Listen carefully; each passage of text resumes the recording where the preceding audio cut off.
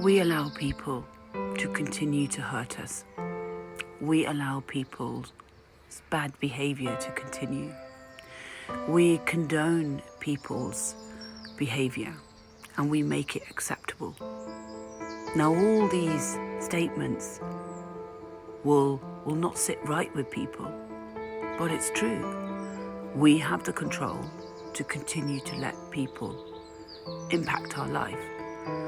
And when you understand generational trauma, when you understand learnt behaviour, and you've been on your journey, you realise how much of a responsibility that you took and was part of.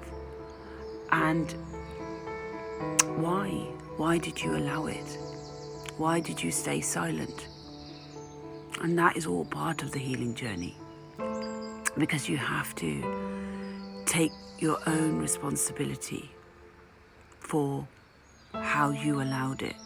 And many times it's not our fault, because that was our program. Because what we don't understand about human beings is, even though we're very smart, we think we're so smart, but we're not. We're very much like sheep, you know. You get a group of people together, they feel powerful. They feel like they are comforted. You see, people, when they circle impacts, that can be in families, in the workplace, in schools. When people are together, they feel more powerful. So it depends on what that group wants to achieve. So if it's not a very pleasant group, let's say like gangs, they will all condone each other's behaviour. They will allow themselves to do horrific crimes against each other and hurt each other, because they have convinced themselves that their ideology or their mentality is the right one. Because we're sponges. We're just sponges. And what happens is that we take on the toxicity or the behaviour that we are surrounded by, or the environment that we are living, working, going into on a daily basis. It is something that will impact on us. It will erode us slowly.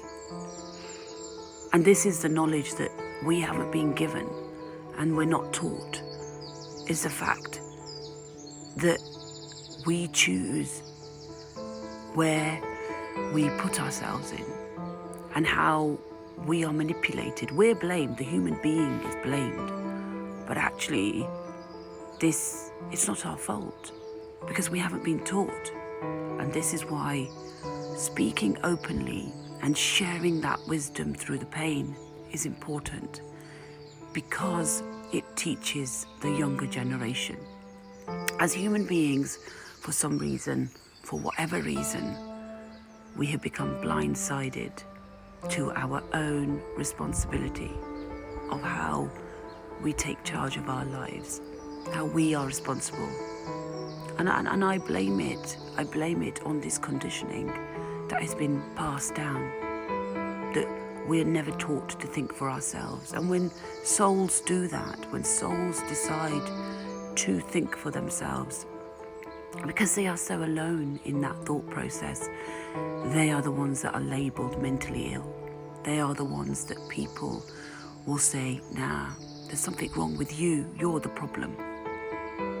But actually, no, it's not. That person is seeing something that others aren't. And that person is choosing not to be part of it because they know how it feels. And that's what's happened to me. My entire life, I have never been, I felt uncomfortable in environments. I felt, and I thought it was all because of my albinism. Maybe it was part of my albinism. Maybe it was because I was different and because I stood out like a sore thumb. But I also got first hand to learn about people's behaviour. How when your face doesn't fit, people will exclude you. They'll bully you. They'll treat you poorly. And that's why there's this deep desire to fit in, because we don't want to stand out, because we don't want to be alone. And when we're alone, we feel like we're weak. And that's why people don't stand alone. That's why we control people. We control people through their fear, the fear of loneliness. But when you shed that, when you accept your loneliness, what we believe is loneliness, and you really tune into what you're feeling and you stop letting people have that impact on you, you arrive, you awaken, you understand your power. And that's what I understand, is that I am this sensitive soul that has been sensitive. That's why I ran away from home. I couldn't be part of what was expected of me. I couldn't swallow the fact that this is what God wanted. I've walked away from many situations in my life. And finally, I stood up. I stood up to toxic behaviour. I stood up in so many situations where I knew for a fact that it was wrong. The bullying in the school place, the bullying at work, the bullying in the playground, where people didn't accept me for who I was because my face didn't fit. But toxicity will erode you. And you will sense it if you're not surrounded by the right people. It will impact you. Those feelings it will evoke in you will create reactions. And that's why we don't understand about emotional neglect, about those wounds that we carry. And I've spent a lifetime blaming myself, thinking I was the weird one. When actually, no, I'm not. Because actually, when people circle in groups, all you're doing is keeping yourself stuck. You actually take on other people's stuff, other people's rubbish, and you make it your own. But you're not living your authentic life. That's why they always say, choose your friends and your company wisely, because eventually they will rub off on you. And all of this religious rhetoric, just because you're following a religion and that person is part of your religion, doesn't mean that they are good for you, that they are a good person. That's what I've seen my entire life. And just because you may have a qualification, it doesn't mean that you have empathy and compassion, that you are a decent human being. And just because you have power, it doesn't mean that you will have the best interest of the people that you're in charge of. And those are massive lessons that I've learned from my journey, and the injustice that comes from that,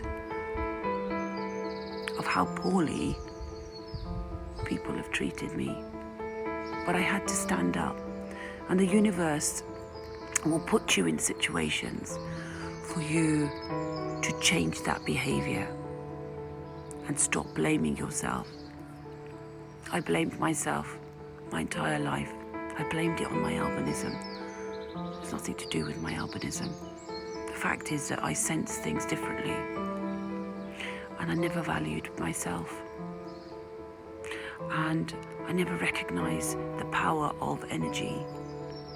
And when you recognize your power, your value, your worth, then you will choose how you spend it and the people that you want in your life. And everything is about an energy exchange, like communication. You can communicate, but if people are not listening, you'll stop. But if you're in the same position as me, stop blaming yourself. Step into your uniqueness. Accept the loneliness, because you're not alone. It's just a period. And eventually you will settle into yourself. And soon enough, the silence, won't you? You will enjoy your peace so much. But yeah, stop condoning people's behaviour. Stop going and following the crowd. Go the opposite way, because that's where you'll truly find who you